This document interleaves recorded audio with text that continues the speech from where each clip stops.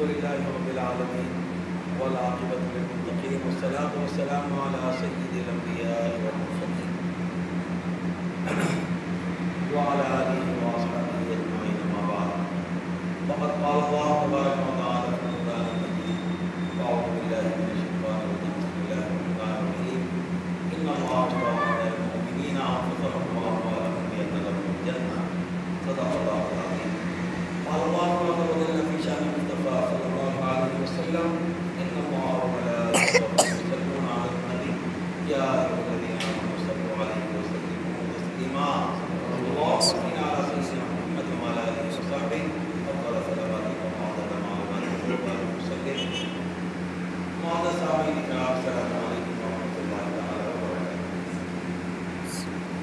قرآن حکیم میں اللہ رب العزت کا فرمان کہ بے شک وہ نیک لوگ کہ جنہوں نے اپنی جان و مال کو اللہ کے ہاتھ بیچ دیا جنت جائے گا. یعنی کہ ان کا جو کچھ ہے دنیا کی مال و در یہاں تک کہ اپنے جسم کا ایک خطرہ خون اللہ کے ہاتھ بیچ دیا. مطلب یہ ہے اس آیت بات کا کہ مکمل انداز میں وہ اللہ کو راضی کرنے کے لیے اپنا تن من دھن سب کچھ نچھاور. اور یہ باتیں اگر ہم دیکھیں تو انبیاء اکرام علیہ السلام و تسلیمات ہے ان کے گھرانے صحابہ کرام تابعین بزرگان. آج ہم خاتون جنت حضرت سیدہ فاطمہ الزہرا رضی اللہ تعالی عنہا کے متعلق سنیں انشاءاللہ. خاتون جنت سیدہ فاطمہ الزہرا رضی اللہ تعالی عنہا پہلے بیت اختیار اور آپ کو وہ اعزاز حاصل ہے کہ نبی پاک صلی اللہ علیہ وسلم کی سب سے چہیتی سالگرہ ہے حسنین کریمین کی والدہ ماجدہ اور خاتون جنت جنت کی سردار. چار خواتین کو اللہ رب العزت نے جنت کی سرداری کے متعلق اعلان فرمایا اور وہ چاروں میں نبی کریم صلی اللہ علیہ وسلم کے خاندان سے دو معزز خواتین ہیں. ایک ہے حضرت خدیجہ رضی اللہ عنہا اور ایک حضرت سیدہ فاطمہ الزہرا رضی اللہ عنہا. جب حضرت سیدہ فاطمہ الزہرا رضی اللہ عنہا سن بلوغ میں پہنچی 15 سال کی ہوئی تو آپ کو پیغامات آنا شروع ہو گئے. صحابہ اکرام میں سے پیغام کے سلسلے شروع ہوئے اور نبی کریم صلی اللہ علیہ وسلم کسی جانب آپ نے ہاں میں اشارہ نہیں فرمایا. صحابہ اکرام حضرت سیدنا علی رضی اللہ تعالیٰ عنہ کو یہ مشورہ دیتے ہیں کہ آپ بھی نبی پاک صلی اللہ علیہ وسلم کی صاحبزادی کا رشتہ مانگیے.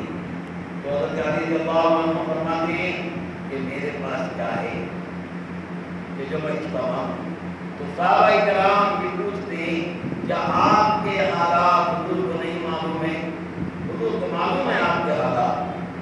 البر حضرت ابوبکر صدیق رضی اللہ تعالیٰ عنہ یہ وعدہ کرتے ہیں کہ میں آپ کی مالی جو بھی ہو سکا کروں گا انشاءاللہ اچھے سے اچھے اطلاع.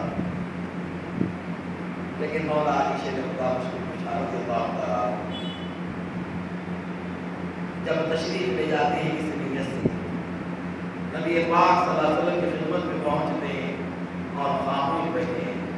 آپ علیہ السلام انہیں دیکھ کر مسکراتے ہیں اور فرماتے ہیں کہ یہ علی کیا بات ہے؟ جب فاطمہ کے نکاح کے سلسلے میں آئے ہو رشتہ مانگنے کے لیے آئے ہو. حضرت علی رضی اللہ عنہ کہتے ہیں صدقت یا رسول اللہ صلی اللہ علیہ وسلم سچ فرمایا آپ نے کہ علیہ السلام میں اسی غرض سے آیا ہوں. تو آپ علیہ السلام فرماتے ہیں کہ ہمیں قبول ہے. حالانکہ دیگر صحابہ کرام نے رشتے بھیجے لیکن ان کو آپ نے جواب دیا تھا کہ فاطمہ ابھی چھوٹی ہے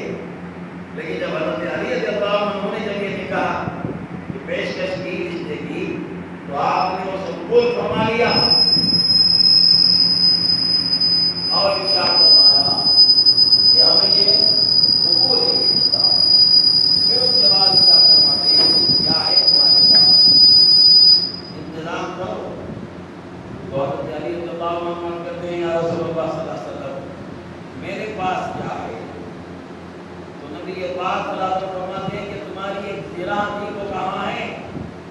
گھوڑے پر جو جنگ کے لیے جو زرا استعمال کرتے ہیں وہ پہنتے ہیں تاکہ تلوار وغیرہ کے بعد سے بچا جاتا ہے زرا. تو آپ فرماتے ہیں کہ ہاں یا رسول اللہ صلی اللہ علیہ وسلم وہ ہے میرے پاس. تو آپ فرماتے ہیں کہ بازار جاؤ اور اسے بیچ دو اور اس سے نکاح کی تیاری کرو. البتہ حضرت علی رضی اللہ عنہ اپنی وہ زرا لے کر نکلتے ہیں بازار کی طرف. تو حضرت سیدنا عثمان غنی رضی اللہ تعالیٰ عنہ کی ملاقات ہوتی ہے. پوچھتے ہیں حضرت عثمان غنی رضی اللہ عنہ کہ کہاں کا ارادہ ہے؟ تو آپ فرماتے ہیں کہ یہ معاملہ ہے. تمام تفصیل سنا دیتے ہیں. حضرت عثمان رضی اللہ تعالیٰ عنہ اس وقت آپ کے پاس 480 دینار ہو گئے. آپ فرماتے ہیں کہ یہ 480 دینار میں نے آپ کی زرا خرید لی. 480 دینار آپ کو دے دیتے ہیں, وہ زرا لے لیتے ہیں. پھر وہ زرا پلٹ کر فرماتے ہیں کہ یہ میں نے آپ کو تحفے میں دی. زرا بھی دے دیتے ہیں. اب اس کے بعد نبی کریم صلی اللہ علیہ وسلم کے فرمان کے مطابق وہ رقم حضرت سیدنا بلال حبشی رضی اللہ عنہ کے حوالے کی جاتی ہے کہ جس میں نکاح, مہر وغیرہ اور ولیمہ یہ سب کچھ اسی میں ہوتا ہے اور بڑی عالی شان انداز میں لوگوں کو دکھا ہوتا ہے. نبی پاک صلی اللہ علیہ وسلم مسکرا کے صحابہ کرام عرض کرتے ہیں یا رسول اللہ صلی اللہ علیہ وسلم مسکرانے کی وجہ کیوں آپ مسکرائے؟ ہمارے ماں باپ کو کام بتلائیں گے. تو ارشاد فرماتے ہیں کہ اللہ نے علی اور فاطمہ کا نکاح بیت المعمور یعنی کہ آسمان میں کیا ہے. اب ہمیں یہاں پر اس کا اعلان کرنا ہے, ایجاب و قبول یہاں پر کرنا ہے. نبی پاک صلی اللہ علیہ وسلم کو کوئی نکاح دے دیتے ہیں, البتہ شادی ہو جاتی ہے. نبی کریم صلی اللہ علیہ وسلم اپنی رحمت ذکر نور نظر شہید صاحب شادی کو ودا کرتے ہیں اور ساتھ میں ایک خاتون کو بھی بھیجتے ہیں. دوسرا دن صبح کا ہے کہ نبی پاک صلی اللہ علیہ وسلم حضرت فاطمہ رضی اللہ عنہا کے مکان کو سمجھتے ہیں اور وہاں پر آنے کے بعد دستک دیتے ہیں اور اجازت طلب کرتے ہیں کہ اندر آنے کی اجازت ہے. تو یہاں پر ہمیں درد ہے اس بات کی کہ اگر بیٹی کے بھی گھر جانا ہے تو سب سے پہلے اجازت لے کر جاؤ. کسی کے بھی گھر میں راضی ہو اجازت دے کر راضی ہو. آپ کو بلایا جاتا ہے. نبی کریم صلی اللہ علیہ وسلم تشریف فرما ہوتے ہیں اور ارشاد فرماتے ہیں کہ پانی لاؤ. پانی لایا جاتا ہے. اپنی دونوں ہاتھ مبارک وہ پانی میں حضرت علی رضی اللہ عنہ کے بدن پر آپ پر وہ پانی کے چھینٹے مارتے ہیں.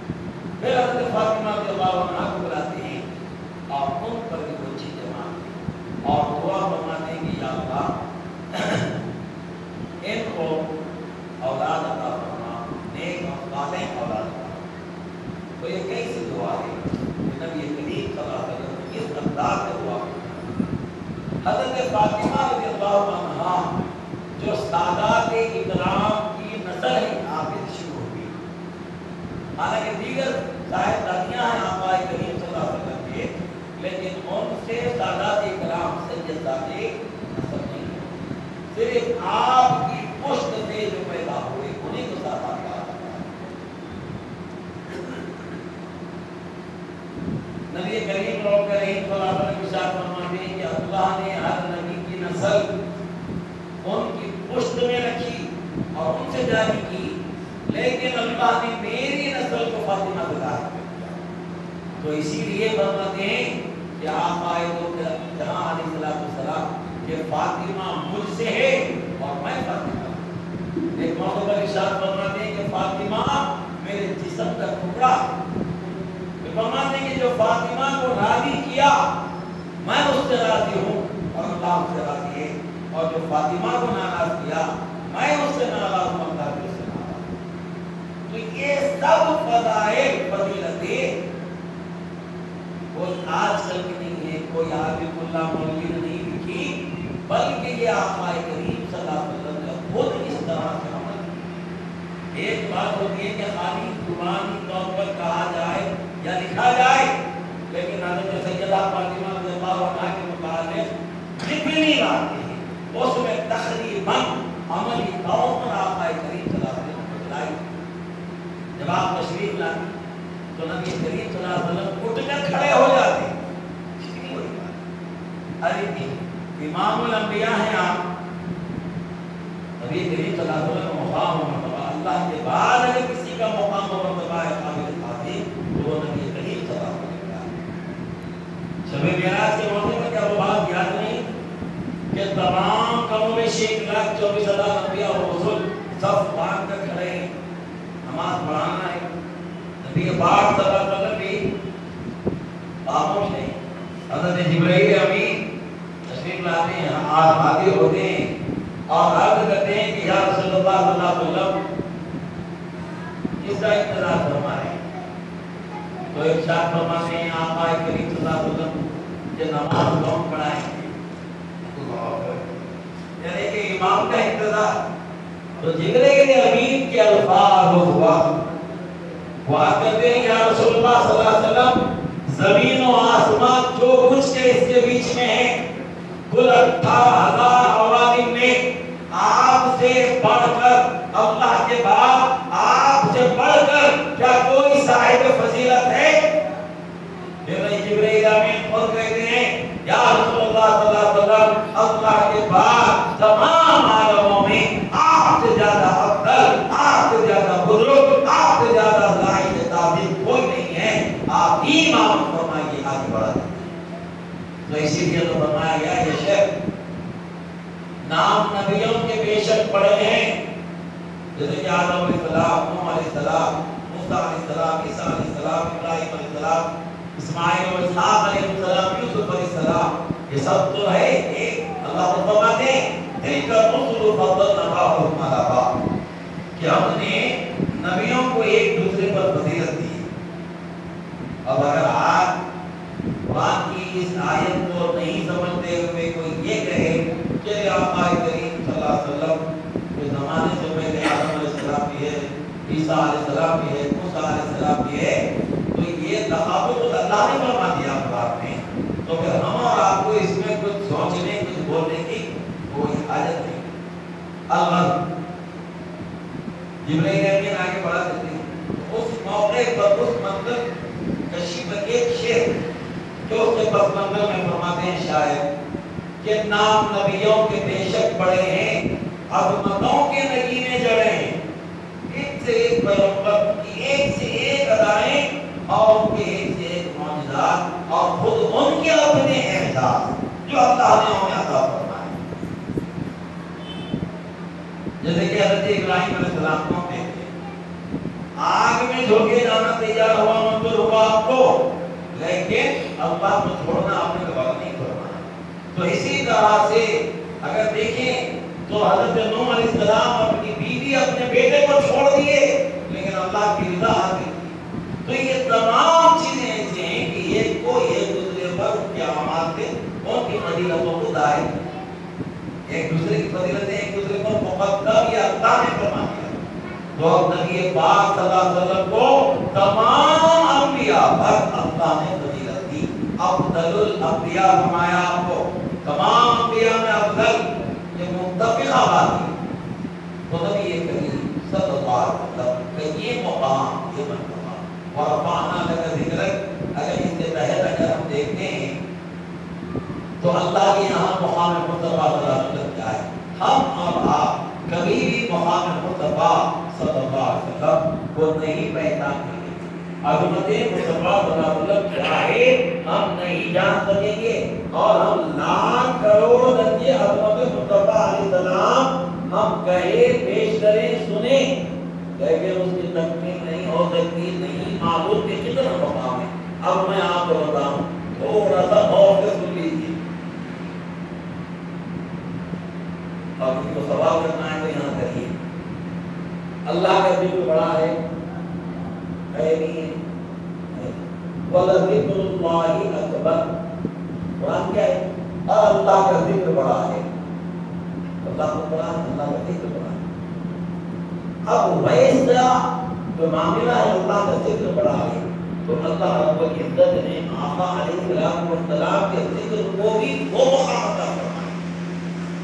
افراد نے فرما دیا وَرَفَعْنَا لَكَ ذِكْرَكَ اور اے نبی علیہ السلام ہم نے آپ کے لیے آپ کے ذکر کو بلند کیا، ہم نے آپ کے لیے آپ کے ذکر کو بلند کیا۔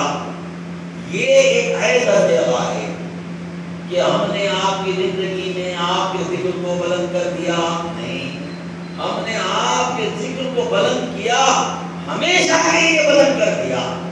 اگر کتنا بلند کیا یہ نہیں بتایا گیا، حد نہیں بتائی کہ کتنا بلند کیا، ایک آسمان کے اتنا بلند کیا یا دو آسمان کے اتنا بلند کیا یا 1000 سال کے لیے بلند کیا یا 2000 سال کے بعد تک بلند رکھا، یہ نہیں فرمایا، بلکہ ہم نے آپ کے ذکر کو بلند کیا۔ اب اگر وہ بلندی کی تحقیق چاہتے ہو تو ہم یہ دیکھیں اور سنیں وَرَفَعْنَا لَكَ ذِكْرَكَ کی تحریر میں کہ اللہ رب العالمین کا ذکر جب تک یہ ذاکر موجود ہے اللہ کا ذکر بھی جاری ہے، قائم ہے، دائم ہے۔ اللہ کے ذکر کے لیے ذاکر بھی چاہیے، ذکر کرنے والا بھی چاہیے۔ تو جب تک اللہ کے ذکر کرنے والے جو زمین پر ہیں امن و امان کریں گے، قیامت آئے گی نا، قیامت کے لیے کچھ باتیں پیشن کو یہ آئیں کہ قیامت آنے کی وجوہات بھی بتائی کہ قیامت کب آئے گی۔ آج کل کہتے ہیں 2012 میں آئے گی، کہاں ہے پھر؟ نہیں، اب کو یہ کب پکڑ کے کہے گا کہ نہیں 2030 میں آئے گی، معاذاللہ جب اسے آنا ہے آئے گی وہ۔ اب اس کے لیے جو نشانیاں بتائی گئی ہیں، ایک استدلال دیتے ہیں کہ گھر گھر شیطان ہو جائے گا، آج ٹی وی آیا۔ ارے وہ ایک ٹی وی کو شیطان کیسے کہہ سکتے ہیں آپ؟ کیسے نہیں کہ ٹی وی، اچھا ٹی وی کو حرام بھی کہتے ہیں بعض لوگ، تو کیسے حرام ہو گیا ٹی وی؟ بولیے ٹی وی کو اس کے متعلق جو بات ہے صحیح جو علماء کرام فرماتے ہیں کہ دیکھو اس کی مثال ایسی ہے کہ اگر تم اس کا صحیح استعمال کرو تو جائز ہے، غلط استعمال کرو تو حرام ہے۔ اس میں غیر محرم کو تم دیکھ رہے ہیں حرام ہے، تم صحیح چیزیں دیکھو، اس میں نیوز دیکھو یا پھر اس میں اسلامی کو تقاریر دیکھو، اسلامی کو لٹریچر آتا ہے اسے پڑھو، اسے دیکھو، قرآن کی تفسیر آتی ہے اسے سنو۔ اب جیسے کہ کئی چینل ہیں نا، اس میں ایک مدنی چینل مشہور ہوا، وہ چینل میں آپ کو کبھی کوئی غیر مولوی کی فوٹو نہیں بتائی جائے، اور وہ چینل سے آج لاکھوں لوگ فائدہ اٹھا رہے ہیں۔ دیکھیے جس کی جو خدمات ہے اس کا اظہار ہونا چاہیے۔ ہم آج تعصب میں آ گئے، میں انہوں کا نہیں، انہوں ہمارے لیے یہ کیسے بنے ہوئے، انہوں ہمارے لیے کیسے ہوئے۔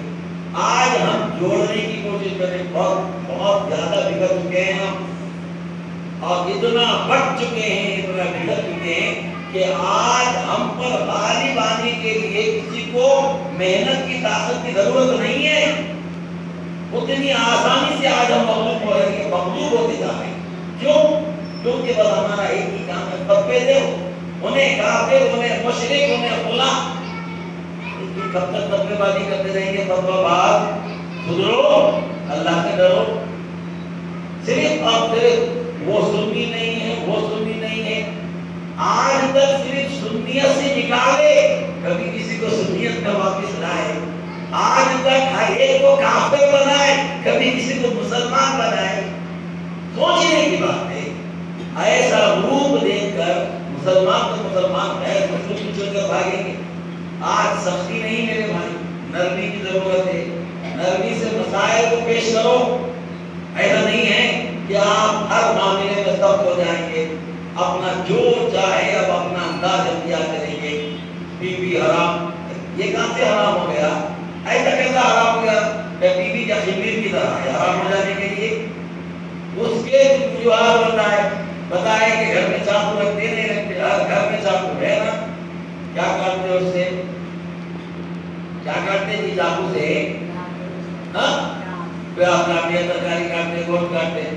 وہ چاقو دیکھ رہی تھی تو وہ کاٹنا چاہے، وہ چاقو کا فائدہ اچھا ہے نہیں ہے، وہ فائدے مند ہے نا، وہ نہیں ہے تو کسے دھرموں میں کاٹیں گے؟ چاقو رکھے ترکاری وغیرہ کاٹ رہے، وہ فائدے مند ہے، نقصان دہ ہے؟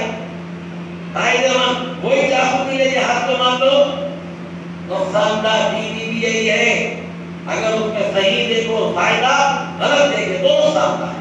اسی طرح انٹرنیٹ، فیس بک، واٹس ایپ جو بھی ہو، آپ جب تک اس کا صحیح استعمال کریں گے ٹھیک ہے، غلط استعمال کریں گے تو وہ ناجائز اور حرام آئے گا، اور اس کا جواب جو کر رہا ہے وہی دے گا، کیونکہ ہر شخص اپنے اعمال کا جواب دار ہے۔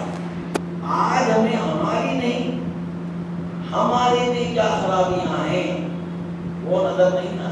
دوسرا، ارے وہ ایسا کرے، بھائی آپ کہیں انہوں کچھ بھی کرتے تو آپ کیا کریں؟ ارے نہیں وہ درگاہوں کو جا رہے، تم بھی جاؤ، نہیں وہ فلاں کرے، انہوں ایسا کرے، انہوں وہاں سلام کرتے، انہوں ادھر رخ کر کے مدینے کی طرف صلاۃ و سلام پیش کر دے۔ ارے بھائی جو چیزیں صحیح ہیں وہی کرتے نا، تو تم اگر نہیں کرتے تو تم سیکھو۔ آج یہی ہو گیا کہ آج ہم عمل کرنا نہیں چاہتے، وہ یہ کئی چیزیں کرتے، ایسے عالم تھے، وہ عالم بولے تو عالم میں بھی دو کیٹیگری ہے سب، ایک عالم ہے باعمل، ایک عالم ہے بے عمل۔ عالم باعمل کا ہوتا ہے، بے عمل کا ہوتا ہے، یہ بھی تھوڑا ہم دیکھیں۔ عالم باعمل شروع سے اگر دیکھیں، چلیے پیران کی سرکار رحمۃ اللہ علیہ کو دیکھیں، سب سے پہلے آپ نے علوم ظاہری حاصل کرنا، شریعت کے تمام علوم سے آپ واقف ہوئے، فقہ، حدیث، عربی ادب وغیرہ سب، اور اتنے ماہر ہوئے، حدیث کی جب سند دی جا رہی تھی تو آپ کے اساتذہ کہنے لگے عبد القادر جیلانی علیہ السلام، ہم آپ کو جو یہ سند دے رہے ہیں سرٹیفکیٹ، جس میں لکھا ہوا ہے کہ آپ نے حدیث پڑھی، ورنہ حقیقت میں ہم آپ کے حدیث پڑھے۔ سبحان اللہ، یہ اتنی عمر میں آپ کی وہ لیاقت کہ آپ کے اساتذہ فرما رہے ہیں کہ حدیث ہم آپ سے پڑھیں کئی موقعوں پر، یعنی کہ مواقع پر۔ تو اسی لیے آپ کو پیران پیر کہتے ہیں، پیروں کا پیر، یہ معلوم ہے، عرب پیران پیر بھی بولتے ہیں، ارے بیوقوف اس واسطے بولتے ہیں، تحقیق تو کر لو۔ پیر کہتے ہیں شیخ کو، استاد کو، پیران ایک پیر سنگل کے لیے پیر، اس سے زائد ہے تو جمع ہے اس کی پیران۔ تو پیران پیر یعنی کہ آپ کے اساتذہ کا خود جب یہ دعویٰ ہے کہ ہم آپ سے حدیث سیکھے ہیں تو ختم ہو گئی بات، استاد بھی آپ سے سیکھے ہیں۔ اس کے بعد کیا کیا؟ پیران پیر سرکار رحمۃ اللہ علیہ جب علوم ظاہری کی تکمیل ہو گئی تو کیا کیے؟ سب کو معلوم ہے نا یہ کیا کیا؟ پڑھانا شروع کر دیے، فتوے دینا شروع کر دیے؟ نہیں کیے، بلکہ 25 سال عراق کے بیابانوں میں گزار دیا، علم یعنی کہ علم شریعت کے بعد علم طریقت کو حاصل کیا، خانخواہوں کی طرف تشریف لے گئے، آپ خانخواہی نظام کو اپنایا، اور جب خانخواہوں سے آپ مکمل تیار ہوئے اس کے بعد عراق کے بیابانوں میں 25 سال گزار دیے، وہاں پر تمام تر علوم باطنی آپ کو حاصل۔ تو پہلے عالم جو ہوا کرتے تھے وہ علوم کی تکمیل کے بعد خانخواہوں کو آتے تھے، خانخواہی نظام انہیں تمام تکبر وغیرہ ہر برائی سے ان کے ذہن، دماغ، دل سے دور کر دیتا تھا، اور ان میں طریقت کے وہ جوہر ڈال دیے جاتے تھے کہ طریقت اور شریعت دونوں میں وہ مختار ہو جاتے تھے۔ تو اسی کو کہیں گے عالم باعمل۔ تو آپ جتنے عالم باعمل کو دیکھو وہ برابر کسی نہ کسی سلسلے میں بیعت ہوتے ہیں۔ اب جو کسی سلسلے میں بیعت سے انکار کرتا ہے وہی عالم بے عمل ہوتا ہے۔ تو ویسا ہی ایک عالم بے عمل تقریر کیا، ہلدی نہیں کھانا مکروہ ہے، اپنے چرت بگا۔ اس سے پہلے جمعہ میں سنایا تھا ڈھول کا، سنے تھے آپ لوگ؟ یاد ہے؟ ہاں، وہ جگہ ڈھول بجائے تھے وہ بیچاری کی منت تھی کہ بچے پیدا ہو رہے، مرنا ایک بچہ پیدا ہوا تو منت مان لیا، اگر انہیں بچ گیا تو ممبر پہ ڈھول بجانے لگا تھے جل لو۔ اب وہ بیچارہ پریشان، انہیں بھی عالم بے عمل، اب اس کو بولے کہ بھائی ڈھول بجانا ہے، وہ نے بولا ڈھول، وہ بھی ممبر پہ، ہاں بجانا ہے، وہ بچہ مر جاتا، اتنے مرے، اب بیچارہ ہمیں بولا بھی کر کے بجانا، ڈھول لے کے آ گیا تھا مسجد میں، ڈھول لے کے آ گیا، ڈھول ہوتا نہیں دیکھتے تھے دو طرف ڈھول لا کے اب تقریر ہو رہی، تقریر کا عنوان ہی ڈھول حرام ہے، کیا ہے تقریر کا عنوان؟ ڈھول حرام ہے۔ اب بیٹھ گیا تقریر کے ڈھول بجانا حرام ہے، فلاں کہنا ہے، فلاں حدیث ہے، فلاں قرآن ہے، سب بول دیا۔ اور اس کے بعد یہ تو آپ نے سنا کتابوں سے، اب میں آپ کو پریکٹیکل بتا رہا ہوں۔ تو ڈھول کو ایسا رکھ کے بجایا، ایسا بجانا حرام ہے، لوگ دیکھ رہے بجا دیا، پھر بجایا، ایسا بجانا حرام ہے۔ حدیث دو طرف ہو گیا، اب گود میں رکھ کے دو طرف بجانا، ایسا بھی بجانا حرام ہے۔ تو یہ ہو گئے ہیں عالم بے عمل۔ تو دیکھیں کس طرح کی مانوسات منبر پر ہوئی۔ اب وہ بتا رہا، اب بچ بھی گیا، شریعت کا کوئی ضد بھی نہیں آتا، حالانکہ برا مانا جائے گا لیکن فتویٰ نہیں آتا اس پر۔ تو یہ اسی طرح سے ہلدی کھانا مکروہ ہے، مکروہ ہے۔ اب وہ مولانا کی بیوی بھی سن لی ہلدی کھانا مکروہ ہے، شام میں ساتھ بغیر ہلدی کا، اب سالن دے گا وہ ہلدی نہیں ہے، ارے کیا ہے کوئی ہلدی نہیں ڈالے، ارے آپ ہی اتنا چیز سن کے بولے نا ہلدی کھانا مکروہ ہے، ارے وہ لوگوں کو تھا آپ نے کو نہیں تھا۔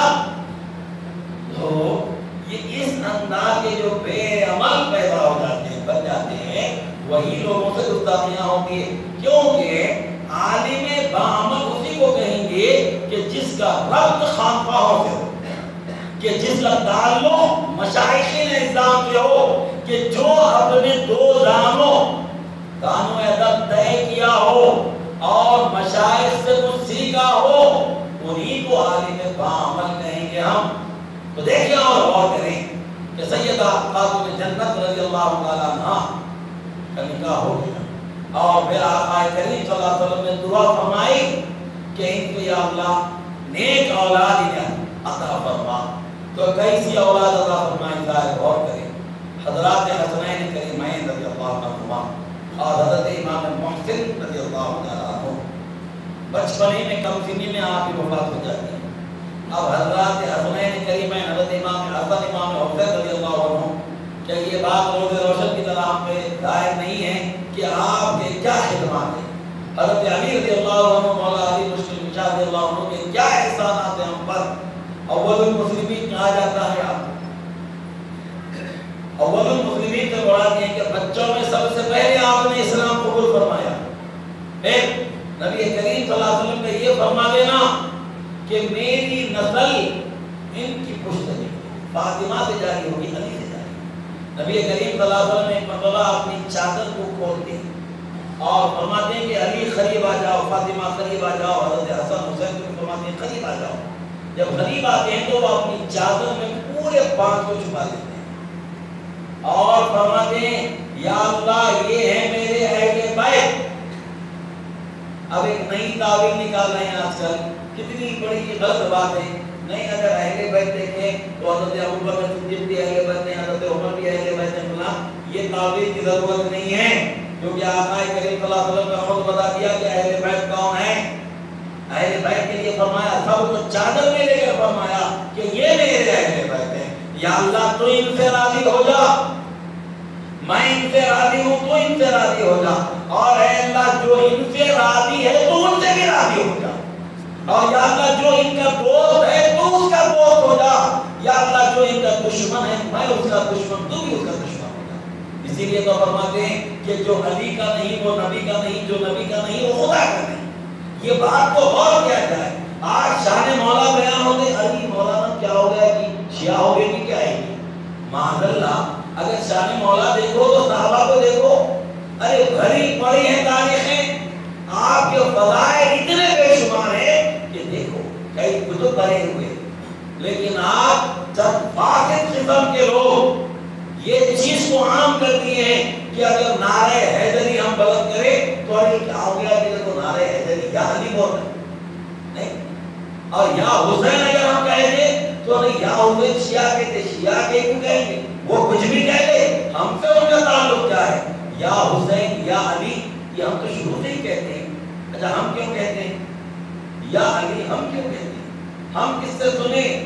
تو ہم اپنے بزرگوں کے سنیں، وہ کس سے سنیں؟ سنتے سنتے آخری تک اگر پہنچے تو خود نبی کریم صلی اللہ علیہ وسلم نے فرمایا یا علی۔ تو آپ سوچنے والی بات ہے، اہل بیت اطہار کی محبت ہمارے قلوب سے کم کرنے کی ایک گناہی سازش، نبی کریم صلی اللہ علیہ وسلم ہمیں آخر کے فرماتے ہیں کہ میں اور میرے اہل بیت سے حسن سلوک رکھو. آخر وقت تک بھی آپ یہ الفاظ دم آخر مثال فرمانے سے پہلے کے بھی یہی الفاظ ہیں کہ میرے اہل بیت کی تعظیم کرو. تو تعظیم اہل بیت واجب ہے ہم پر، اور اگر اہل بیت کی ہم تعظیم نہیں کریں تو بے ادبوں میں ہمارا شمار ہوگا، گستاخوں میں ہمارا شمار ہوگا. یاد رکھیں اور غور کریں. حسنین کریمین میں دیکھیں حضرت امام حسن رضی اللہ عنہ، امام حسین رضی اللہ عنہ کیا خدمات ہیں آپ کہ دین حق جب بالکل بربادی کے دہانے پر پہنچ گیا، یزید پلید لعین جب شریعت میں مداخلت کی تو اس وقت کس نے آواز بلند کی؟ خاندان نبوت کے چشم و چراغ حضرت سیدنا امام حسین رضی اللہ عنہ امام عالی مقام نے ہی آواز بلند کی. ہزاروں لاکھوں صحابہ آئے لیکن اللہ نے آپ کو چنا، اہل بیت کو چنا، نبی کے گھرانے کو چنا. تو نبی اور نبی کا گھرانہ ہمارے لیے بڑا لائق تعظیم ہے اور ہم احسان منائیں گے. اگر حضرت امام حسین اگر نہیں خلاف ہوتے یزید کے تو نہ جانے ہم بھی کیا رہتے، ہمارا کیا ایمان باقی رہتا. ہم اور نہیں. اس کے بعد آپ کی شہادت ہوئی اور کس طرح سے اسلام کو آپ نے اپنا خون دے کر سیکھا، حفاظت فرمائی. پھر ایک ایسا دور آیا کہ جو ایسا دور تھا کہ حد کرت معصیت گنہگاری عام تھی اور علماء ربانیین بھی ویسے حالات پر خاموش تھے. خاموشی کی بھی کچھ وجوہات تھی، ان کے اپنے بھی مسائل تھے، ان کی اپنی بھی جان تھی. ویسے وقت میں ایک آواز بلند ہوئی کہ جو اس سکون، اس جو بالکل خاموشی تھی، اس خاموشی کو توڑا. جو گناہوں کا ننگا ناچ تھا اس پر روک لگی اور وہ آواز تھی شاہ جیلان میرا محی الدین سیدنا عبدالقادر جیلانی رحمۃ اللہ تعالی. کیا اس وقت میں آپ نے آپ کی آواز کو بلند فرمایا کہ آپ کی مجلس سے بعد میں ہزاروں لوگ اسلام قبول کرنے لگے، ہزاروں لاکھوں لوگ کلمہ پڑھ کر مسلمان ہوئے ہیں کہ اپنے گناہوں سے رجوع کیا. جو باقی سے مومن ہو چکے تھے انہوں نے آپ کے وعظ و نصیحت تھے اور آپ کے انداز بیان تھے اپنے گناہوں سے کانپے اور اللہ کی بارگاہ میں رجوع کیا. پھر ہوا یوں کہ خانقاہی نظام ہی تھا. سب سے پہلے اہل بیت نبی صلی اللہ علیہ وسلم نے اس کی حفاظت کی، خاندان نبوت نے. پھر اس کے بعد اگر ہم دیکھتے ہیں تو وہاں پر بھی سیدنا شیخ عبدالقادر جیلانی رحمۃ اللہ علیہ کو اللہ نے چنا اور آپ کا جو شیعہ نسب ہے سید ہیں آپ، حسنی حسینی سید ہیں آپ. تو یہاں پر بھی خاندان نبوت کام آیا. اب ایسا ہو گیا کہ قیامت تک ہمیں اب انشاءاللہ العزیز یہ دین حکیم محفوظ ہے، اس میں کوئی کسی انداز میں کوئی ایسی بات نہیں. اللہ نے خاندان نبوت صلی اللہ علیہ وسلم نے یہ کام لیا. اگر ہم آج بھی نہیں سمجھیں گے تو کب سمجھیں گے؟ تو خاتون جنت رضی اللہ تعالیٰ عنہ جب تشریف لا دی تو نبی پاک صلی اللہ علیہ وسلم اٹھ کر کھڑے ہو جاتے اور اپنی چادر بچھاتے اور آپ کو دکھاتے. تو بیٹی کی تعظیم ہمارے نبی نے بتائی. آج ہم بیٹی شادی کر دی ہو گیا اب جائیداد میں حصہ نہیں، معاذ اللہ کیسے ہو سکتا ہے؟ شریعت نے جب اس کو اجازت رکھی ہے کہ شادی کے بعد بھی وہ تمہاری وراثت میں حقدار ہے تو بیٹیوں کے ساتھ اس میں سلوک کرو.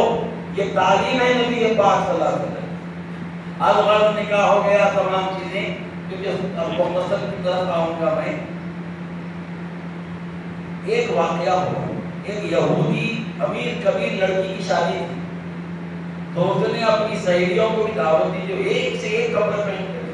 تو اس نے کہا کہ اس موقع پر ہم محمد صلی اللہ علیہ وسلم کی صاحبزادی فاطمہ رضی اللہ عنہا کو بھی دعوت دیں گے اور ان کا فضل بھی دیکھیں گے، ان کا فضل، ان کی غربت کو بھی دیکھیں گے. فاطمہ رضی اللہ عنہا کے پاس جب وہ آتی ہیں آپ دعوت قبول کر لیتی ہیں اور جانے کا ارادہ فرماتی ہے. دیکھیے کسی کے لیے نہیں ہوگا وہ انتظام ہوا. ہوا یوں کہ حضرت جبرائیل امین جنت کا جوڑا لے کر تشریف لائے اور آ کر وہ جوڑا نبی کریم صلی اللہ علیہ وسلم کو دے دیا اور عرض کیا یا رسول اللہ صلی اللہ علیہ وسلم فاطمہ رضی اللہ عنہا کو یہ کپڑے پہن کر وہاں پر جانے کے لیے فرمایا. الغرب وہ کپڑے پہن کر آپ تشریف لے جاتی ہے، جب وہ عورتوں میں آپ بیٹھتی ہے تو آپ کے لباس سے جو نور نکل رہا ہے، اس کی نور کی لپٹوں کی شعاعیں دیکھ کر وہ عورتیں کہتی ہیں کہ فاطمہ یہ لباس کہاں سے لائی تم؟ تو آپ فرماتی ہیں کہ میں میرے والد کے گھر سے لائی۔